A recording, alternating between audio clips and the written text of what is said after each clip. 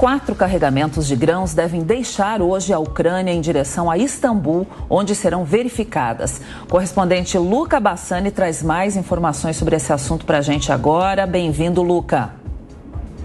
Bom domingo a você, Cláudia, Marcelo, todos que nos acompanham. Mais uma notícia boa relacionada à guerra da Ucrânia. Nós já demos, durante a última semana, o envio do primeiro carregamento levando grãos da Ucrânia para o Líbano, depois de ter sido também conferido, controlado na cidade turca de Istambul, e agora mais 4 outras embarcações fazem o mesmo caminho pelo Mar Negro, chegando no Estreito de Bósforo, passando por esse controle para ter a certeza que não estão sendo transportadas nem armas, nem munições, e apenas grãos, e depois seguem o seu caminho pelo Mar Mediterrâneo para diversos países que precisam tanto desses grãos e que vai possibilitar com que o preço de muitos deles volte ao normal. O destino agora não é só a Turquia, mas também outras localidades no Oriente Médio, a China, a Itália, ou seja, o milho, a cevada, o trigo e tantos outros grãos, milhares e milhares de toneladas que ficaram presas nos portos ucranianos por conta da guerra, agora acham seu caminho de volta ao mercado internacional,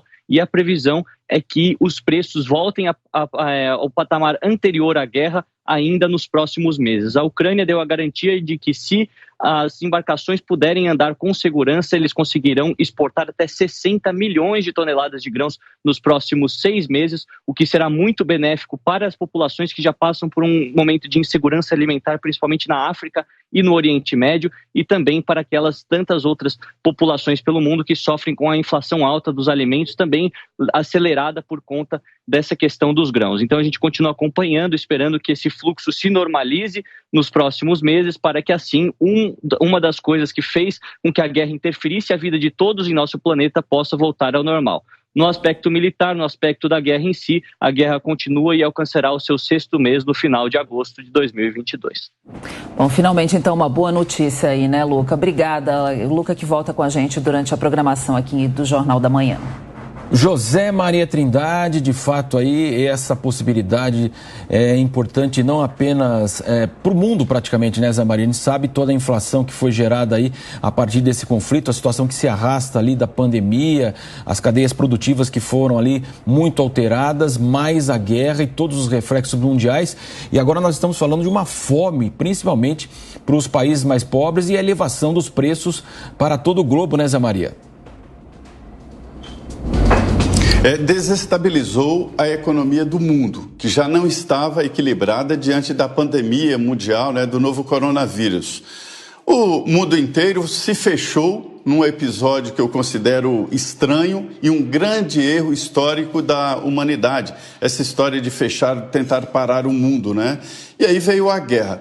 O mundo, Marcelo, estava caminhando para uma união total, né? Uma espécie de globalização exagerada, onde a tendência era uma integração total. Não há nenhum produto mais que seja 100% nacional. Isso não é só no Brasil, não, no mundo inteiro. A pandemia expôs uma dependência absurda do mundo inteiro, por exemplo, da China. Aqui no Brasil, 97% dos insumos hospitalares eram importados da China. Não se pode depender tanto assim de um outro país, né? Estrategicamente, isso não é bom. E em seguida veio a guerra. Houve um encarecimento do petróleo e principalmente do transporte. O transporte entrou em crise. Os navios não conseguem transportar as cargas que estão contratadas. Isso provocou uma descontinuidade muito grande. Até hoje, há reflexos aí na montagem de veículos e de outros equipamentos. E quando não há uma oferta e a demanda aumenta, acontece essa inflação. Não tem outro caminho. Essa inflação mundial vem em decorrência exatamente desta desestabilização da economia.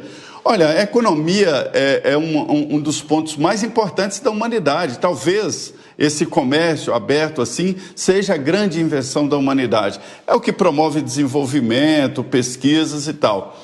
Mas quando há uma interferência externa, essas leis naturais da economia estão fora de padrão e acabam provocando esse desequilíbrio, né? É possível, sim, que num futuro próximo haja um reequilíbrio da demanda e da procura, mas a tendência é de mudança desse relacionamento internacional.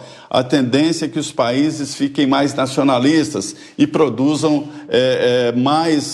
de uma forma mais integral e não dependa tanto de outros países. Há em curso um processo de mudança nesse entendimento. Mudamos de